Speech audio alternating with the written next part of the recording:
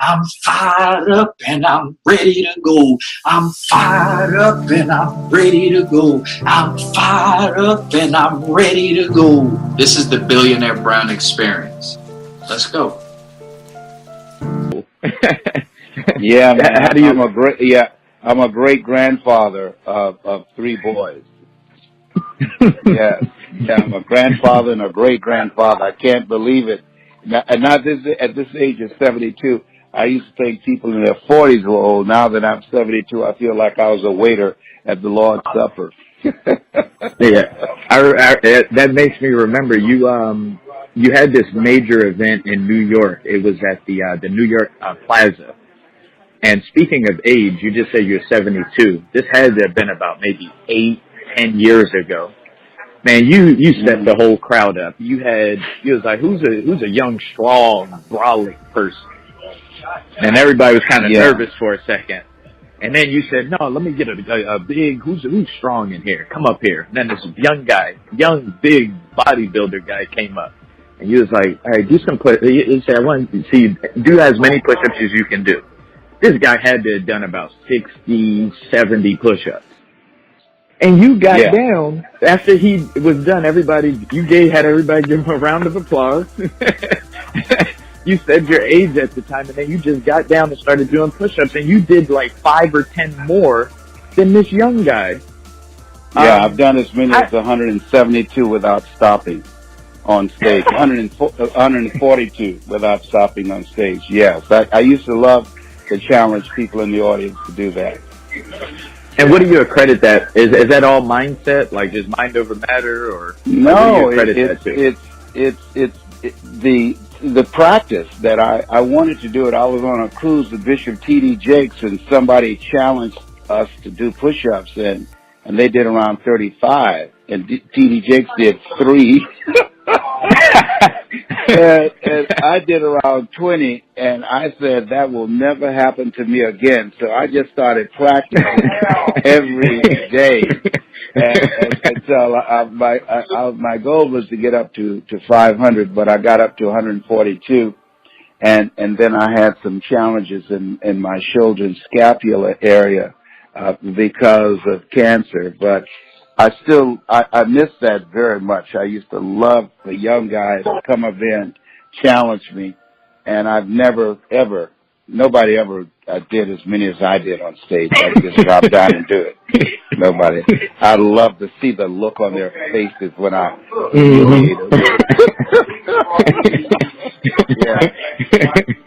And you just mentioned Bishop Jakes, and I know you have spoken at the Potter's House.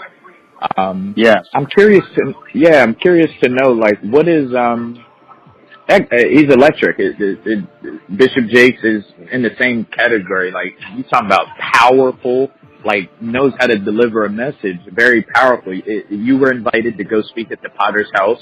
And I'm just curious to know, do you learn anything? Can you learn anything from Bishop Jakes as far as like a communicator or even as a person?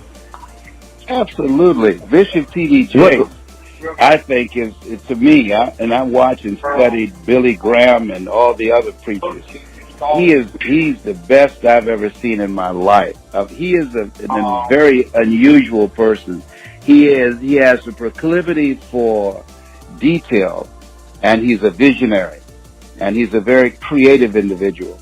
I studied him. I interviewed his sister to find out his background. Anybody that's doing something in my area, and that's the area of communication, I find out as much as I possibly can. When he was in school as a kid, they called him Bible Boy, and he carried the Bible with him everywhere, to school, everywhere. Your sister told me one day they're about to cross the street, and she's older than him, and he said, I'm going to prove God today. I think he's about 10 years old, and he closed his eyes, holding the Bible in front of him, and walked across the street in traffic. And I said, what did you do? She said she was jumping up and down and she peed on herself and almost fainted because she knew that if he got killed, her father was going to kill her. But I did an interview with him. We were just at a casual interview. And I was asking him some questions, and I said, if you had your life to live over again, what would you do differently? And to my surprise, he said, I would do what you do. And I said, why would you do what I do? He said, because preaching bores me. When people get emotional, they leave all that emotional energy on the stage, on the floor.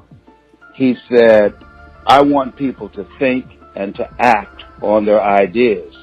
And then he said, I can hit with both hands. And so if you go on and put in Bishop T.D. Jakes, you'll find motivational vignettes by him.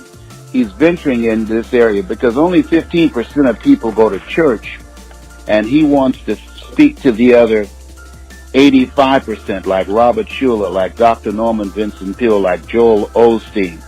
So those vignettes, he does not mention Scripture, that the people on his staff, they edit out Scripture references and only put in motivational messages that people can relate to. So he's to me, one of the most brilliant orators and interpreters of Scripture that I've ever heard in my entire life. I have incredible admiration for Bishop T.D. Jakes. That's really awesome. Come and join the club. Visit our website at FEMMEFITALE fitclub.bigcartel.com and join our community on Facebook at facebook.com/FemFatelFitness. Thank you, Deata Harris, for creating this. Now back to your favorite podcast.